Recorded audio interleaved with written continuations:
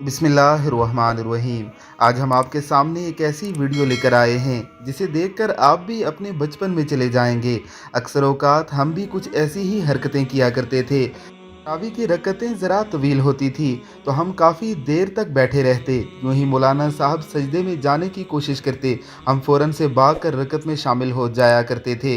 इस दौरान कभी कभी ये हरकतें भी कर दिया करते थे। ज़रा देखिए ये मुख्तसर सी वीडियो। तब हमें ये शऊर ही नहीं था कि हम किस गुनाह के मुर्तकिब हो रहे हैं, और शायद हमारी मासूमियत अल्लाह रब्बुल इज़्ज़त के सामने हमारी बख्शिश का सबब बन जाए।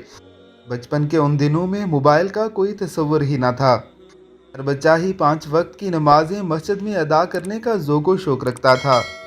तरावी की नमाज के लिए तो बच्चे बाकायदा वालदेन से लड़ते थे कि उन्हें भी जाने दिया जाए। अब माहौल बदल रहा है। हमने अगर अब अपने बच्चों की इस्लामी तालीम और तरबियत पर तवज्जो ना दी, यकीन जानिए कि आने वाली नस्लें इसी बेराह रवि का शिकार होंगी कि जिनके नज़दीक नमाज और इस्लामी इबादत की कोई हैसियत ना होगी। अल्लाह रब्बुल इज़्ज़त की ज़ात हमें अपने बच्चों की इस्लामी तालीम और तरबियत की तौफीक अता फरमाए। आमीन सुम आमीन।